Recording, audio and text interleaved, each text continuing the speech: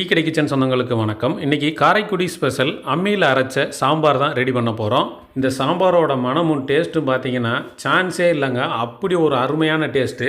இன்றைக்கி செவ்வாய்க்கிழமை நீங்கள் ஒரு சாம்பார் செய்யணும்னு நினச்சிங்கன்னா கண்டிப்பாக இந்த மெத்தடில் ட்ரை பண்ணி பாருங்கள். உங்கள் வீட்டில் இருக்கிற எல்லாருமே பாராட்டுவாங்க. இப்போ இந்த சாம்பார் எப்படி செய்யலான்னு பார்க்குறதுக்கு முன்னாடி நம்ம வீடியோக்கு ஒரே ஒரு லைக்கை மட்டும் தட்டி விட்டுருங்க. வணக்கம். நீங்கள் நம்ம டீ கடை கிச்சனில் அம்மியில் அரைச்சி விட்ட சாம்பார், டிஃபன் சாம்பார் தான் செய்ய போகிறோம். சூப்பரான ஒரு டேஸ்ட்டில் சிம்பிளாக செய்ய போகிறோம். அதுக்கு அடுப்பில் ஒரு 5 பேருக்கு சாம்பார் பண்ணுற மாதிரி இந்த பாத்திரத்தை எடுத்து வச்சுட்டு இதில் ஒரே ஒரு டேபிள் ஸ்பூனு கடலெண்ணெய் சேர்த்துக்கலாம். எண்ணெய் சூடானதும் ஒரு அரை டீஸ்பூனு கடுகு உளுந்து சேர்த்துருவோம். கடுகு உளுந்து நல்லா பொரிஞ்சு வரட்டும். ஒரு அரை டீஸ்பூனு சின்ன சீரகம், அதுவும் நல்லா பொரிஞ்சு வரட்டும். கடுகு நல்லா வெடிச்சிருச்சு. வெடித்த உடனே ஒரு 50 கிராம் சின்ன வெங்காயத்தை நம்ம இந்த மாதிரி குட்டி குட்டியாக உரிச்சு வச்சுருக்கோம். அதை உள்ளே சேர்த்துடலாம். சின்ன வெங்காயத்தை போட்டு நல்லா தாளிப்புள்ள உள்ளே போட்டு நல்லா கலந்து விடுங்க. சின்ன வெங்காயம் நல்லா வதங்கி வரட்டும். காரத்துக்கு முழுக்கவே நம்ம பச்சை மிளகா காரம் தான், அதனால் நீங்கள் ஒரு தகுந்தாப்பில் போட்டுக்கோங்க. நான் ஒரு சின்ன பச்சை மிளகா ஒரு 7 பச்சை மிளகா போட்டிருக்கேன். மீடியம் சைஸ் தக்காளி ஒரு 2 தக்காளி எடுத்து நல்லா இந்த மாதிரி ரஃபாக கட் பண்ணி வச்சுருக்கு. அதையும் உள்ளே சேர்த்துக்கலாம். தக்காளி வெங்காயமும் நல்லா வதங்கி வரட்டும். கருவேப்பிலை 2 கொத்து உரி உள்ளே சேர்த்துக்கலாம்.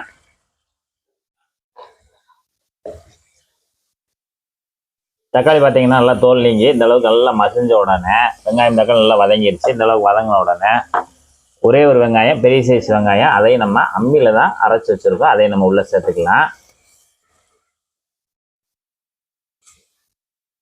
அடுத்து சின்னதாக ஒரு தக்காளியை நம்ம இந்த மாதிரி அரைச்சி வச்சுருக்கோம் அம்மியில், அதையும் உள்ளே சேர்த்துக்கலாம். நீங்கள் அம்மியில் அரைக்கலை அப்படின்னா நீங்கள் மிக்சி ஜாரில் கூட அரைச்சி வச்சுக்கலாம். வெங்காயமும் தக்காளி அரைச்சி விட்டதையும் நல்லா சேர்த்து ஒரு நிமிஷம் மட்டும் நல்லா கலந்து விட்டுட்டு மஞ்சள் பொடி ஒரு 1/4 டீஸ்பூன் சேர்த்துக்கோங்க.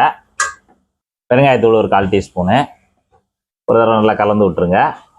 இப்போ அடுத்து சின்னதாக ஒரு பாத்திரத்தை எடுத்து வச்சுட்டு இப்போ இந்த பவுலில் பார்த்தீங்கன்னா நம்ம ஒரு 50 கிராம் துவரம்பருப்பு எடுத்து ஒரு 1 மணி நேரம் நல்லா ஊற வச்சிடணும். பருப்பு நல்லா ஊறின பிறகு அதை அம்மியில் அரைச்சி நைஸாக அரைச்சி எடுத்து வந்திருக்கோம். 50 கிராம் துவரம்பருப்பை அதை நம்ம இந்த பாத்திரத்தில் சேர்த்துக்கலாம்.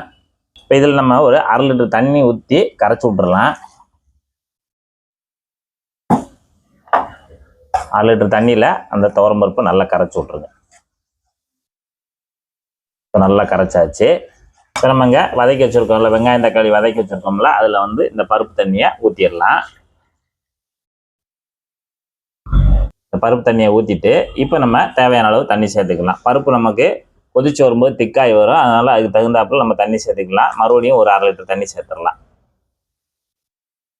ஆக மொத்தத்தில் பருப்பு கரைக்கிறதுக்கு 1/2 லிட்டர் தண்ணி, அது தனியாக 1/2 லிட்டர் தண்ணி, 1 லிட்டர் தண்ணி சேர்த்துருக்கோம். இதுவே நமக்கு நல்லா திக்காக டிஃபன் சாம்பாருக்கு வெந்து வரும்போது திக்காகி வரும். கலந்து விட்டுருங்க. சாம்பார் நல்லா கொதிச்சு பருப்பு வெந்து வரணும். இப்போ நம்ம பருப்பு தண்ணி ஊற்றி 5 நிமிஷம் ஆச்சு. 5 நிமிஷத்தில் நமக்கு நல்லா அந்த பருப்பு திக்காக வந்துக்கிட்டு இருக்கு. இந்த சமயத்தில் இந்த இடத்துல நம்ம ஒரு சின்ன நெல்லிக்காய் சைஸு புளி எடுத்து நம்ம ஒரு 100 ml கரைச்சி வச்சுருக்கோம். புளி கரைசலை அதை நம்ம உள்ளே சேர்த்துக்கலாம். புளிக்கரைசலை சேர்த்து நல்லா கலந்து விடுங்க. நீங்கள் பார்க்கும்போதே சூப்பராக இருக்கும். இன்றைக்கி ஒரு டிஃப்ரெண்ட்டான இதில் நீங்கள் கரண்ட் இல்லைன்னா கூட பரவாயில்ல, இந்த மெத்தடில் நீங்கள் யூஸ் பண்ணி சூப்பரான ஒரு டிஃபன் சாம்பார் ரெடி பண்ணிடலாம். புளிக்கரைசல் ஊற்றி ஒரு 3 நிமிஷம் ஆச்சு. 3 நிமிஷம் நல்லா நமக்கு அந்த பருப்பு தண்ணியெல்லாம் நல்லா வெந்து சூப்பராக ரெடியாகி வந்துக்கிட்டு இருக்கு. இப்போ கிட்டத்தட்ட நமக்கு சாம்பார் ரெடியாகி வந்துக்கிட்டு இருக்கு. பார்த்தீங்கன்னா நம்ம ஒரு முக்கியமான பொருள் சாம்பாரில் சேர்க்கலை, அதை இந்த இடத்துல சேர்க்கணும். அதுதான் உப்பு தான். உப்பு நீங்கள் இந்த மாதிரி ரெடியாகும் போது இறக்குறதுக்கு முன்னாடி உப்பு சேர்த்திங்கன்னா அந்த சாம்பார் நல்லா டேஸ்ட்டாக இருக்கும். ஒரு தடவை ட்ரை பண்ணி பாருங்கள். உப்பு சேர்த்துட்டு அடுத்து சாம்பார் பொடி நீங்கள் வீட்டில் அரைச்சதாக இருந்தாலும் சரி, கடையில் வாங்குறதா இருந்தாலும் சரி, எதுனாலும் சரி, லாஸ்ட்டாக மட்டும் ஒரு டீஸ்பூன் மட்டும் சாம்பார் பொடி சேர்த்துக்கங்க. இது மாஸ்டரோட ரகசியம். பல்காக செய்யக்கூடிய கல்யாண வீட்டு இல்லை சாம்பார் செய்யக்கூடிய மாஸ்டரோட ரகசியம் தான் இது. அவங்க இந்த கடைசியில் உப்பையும் அந்த சாம்பார் தூளையும் நேரில் தூவி விட்டுட்டிங்கன்னா ஒரு 2 நிமிஷம் மட்டும் வேக விட்டிங்கன்னா சாம்பார் சூப்பராக ரெடி ஆகிரும். இந்த மாதிரி நீங்கள் ட்ரை பண்ணி பாருங்கள், செம்மையாக இருக்கும் அப்படின்னு சொன்னார். அந்த மெத்தடில் நம்ம ட்ரை பண்ணியிருக்கோம். கடைசியாக கொஞ்சமாக மல்லித்தலையை நல்லா பிச்சு உள்ளே சேர்த்துருங்க. சேர்த்துட்டு அப்படியே ஸ்டவ் ஆஃப் பண்ணிங்க. இப்போ நமக்கு அம்மியில் அரைச்சி விட்ட டிஃபன் சாம்பார் சூப்பராக தயாராகிடுச்சு. பார்த்தீங்கன்னா நல்லா திக்காகவும் நல்லா தொட்டு சாப்பிட்றதுக்கு தோசைக்கு இட்லிக்கு செம்மையாக இருக்கும். டீ கடை கிச்சனில் பார்த்தீங்கன்னா அம்மியில் அரைச்சி விட்ட சாம்பார், டிஃபன் சாம்பார் சூப்பராக ரெடி ஆகிருக்கு. அருமையாக நல்லா மணக்க கமகமன் அந்த கமகமன் மனம் வரணும்னா அந்த சாம்பார் பொடியும் உப்பை இந்த லாஸ்ட்டில் போட்டு அப்படி கிண்டி விட்டு 2 நிமிஷம் கழித்து இறக்கணும்னா சும்மா வாசனை தூக்கும். ஜம்முன்னு பிச்சு ஒரே ஒரு பெரட்டு தோசை ரொம்ப காம்பினேஷன் சூப்பராக இருக்குது. வேண்டாம் சான்ஸே இல்லை, ரொம்ப அருமையாக இருக்குது. இதே போல் இதே மெத்தடில் நீங்களும் சூப்பரான ஒரு அம்மியில் அரைச்சி விட்ட சாம்பார், டிஃபன் சாம்பார் செய்து சாப்பிட்டு பார்த்துட்டு எப்படி இருந்ததை மறக்காமல் கமெண்ட்ல சொல்லுங்கள். நன்றி, வணக்கம்.